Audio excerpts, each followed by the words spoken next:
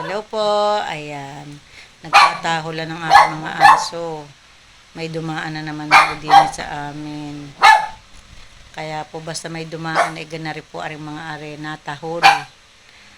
Ay ako po na may kanina pa dumating pero hanggang ngayon ako'y nakaungkot pa din sa amin. Bali po ako ay nagpapahingat pagdating ko ako'y patang-pata. Kaya sabi ko ako'y uungkot muna. Ay may mga araw ka pong pagkakadating ko parang ako'y nangihina. Kaya pinapahinga ko muna po. Ay di po nga mga pinamalingki akin muna nilinis. At pinaguhugasan yung iba dong mga gulay-gulay. Nilagay ko muna ho sa rep. Maya-maya naman po ilulutuin ko. Ako naman po ay uungkot muna ng kaunti din yan ang aking mga aso. Kita naman ninyo. Doon nag-ungkot. Basta may dumaan, tahol. Oh. Ganyan po. Eh bukas naman po ang aking electric fan. Palakas nga po. Ang amin naman ng aircon ay pag nakain lang sa gabi pag sabay-sabay kami, yun lang po binubuksan. Hindi po malimit. At sayang din naman po ang kuryente. Napakamahal ho ng aming binabayaran. Pero din naman ho sa amin, kamahal-mahal ho ng kuryente. Kaya po, kung hindi magtitipid, ay talagang wala na hong ibibili ng bigas at pang-ulam. Kaya rin nga pong aking lalabhan. Ipakikita ko sa inyo. May babanlawan pa ako. Ari po ay iniikot ko kaninang madaling araw. Ay di sabi ko ngayon ko babanlawan.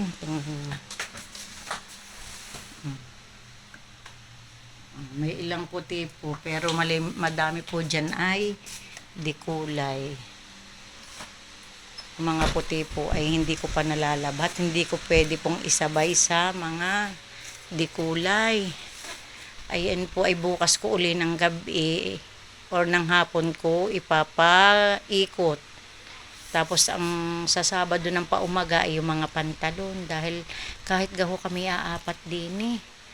Yung buong isang linggo pong hindi ka maglalaba ay talagang madami-dami din po. Ano bang higpit? Kaya sabi ko nga sa inyo ay araw-araw napalit. Araw-araw nagbibihis. Ay ako lang naman po naglalaba. Ay minsan po pag ako'y nagbanlaw si Papa Oji na po magsasampay pag paumaga. Hindi na po nabanlawan ni Papa Oji na hindi ko nabanlawan kaya hindi na isampay ni Papa Oji at maaga din po siyang umalis. At siya po ay may meeting yung boss niya sa Maynila ay driver nga po ang trabaho ni Papa Oji ay di maaga pong umalis hindi ko din po na banlawan hindi din naman niya na isampay. Pero kung nabanlawan ko yun kanina, ay baka po yun ay naisampay na niya. Pero okay lang naman po. Para hindi din ho pagod ang kamay ni Papa Oji ng pagmamaneho. Kaya ayos lang po na ako magsampay mamaya pagkabanlaw ko. Papahipahinga lang po ako. May unbox nga po ako. Nabuksan ko na ari kanina. Unbox ko lang po aring dumating na parcel. Ari po nabuksan ko na. Ari po. Ari po ay kay Faith. Korean sandals po ari. Sa akin. Ang magkaiba po ang size na rin. 36 ang kay Faith, ang akin 37. Pinagpareho ko na po ng kulay para kami parehas. Alam niyo po ari, napakalambot. Inagustuhan ko. Kaya ko po ari gusto para gawin pwede na rin pong pang-opisina. Maganda. Pag po nagtatanggal ako ng sapatos, kaya rin po ang aking pampalit. Si Kate naman po, pinarahas ko. Kung malimit po siyang napuntang SM or K-Mall din sa amin, ay di magandang panlakad na rin po. Kaya po, parehas talaga kami lagi ni Kate. Pag meron po ako, si Kate meron din. Hindi po pwedeng ako lang po, laging si Kate ay meron. Para po kami parehas. Ayan po, kalambot-lambot po niya. Maganda pong klase. Korean sandals. Ayan po, kakatuwa naman po at dumating na. Madadala ko na sa opisina bukas aring akin at yung ginagamit ko ay di dadalhin ko din siya kung pansuot. Siya akong susuotin. Ayan po. Ayan. Nasaan ang aking mga aso? Tami? Timmy? Milky? Tulog na ayun ang Timmy. Pag tinawag naman, putan nyo naman pag tinawag. Oh. Uy, Kanta na, Milky! Milky!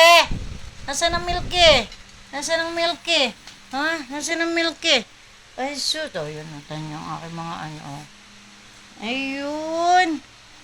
Basta tinawag naman nakakatuwa naman itong aking mga aso. Basta tinawag.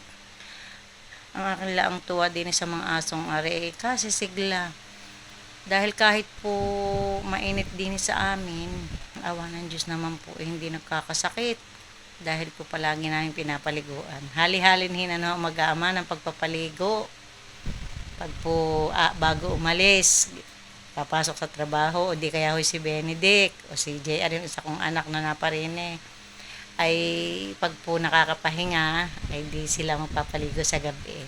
Kaya po masisigla, awa naman po ng Diyos ay hindi nagkakasakit. Kakatuwa naman po, parang laging tuwing hapon may nasa lubong sa iyo. Pag ako'y nakita na yun, sisilip na po dun sa may terrace namin, sa gate. At pag naman po ako'y nakapasok na, ayan, sila ay tutulog na uli. At alam na ako'y may narinig na. Ayan, alam na narinig na at may kasama na sila. Ika ngayon, ay may tao na din. Nadinan na si Mama. Diga, kaya sila ay natulog na uli. Ay, sige po sa inyo. Pasensya na ho kayo sa akin. At tayo ay nagkakwentuhan na naman. Ako may naikwento uli sa inyo. Salamat po sa inyo. God bless.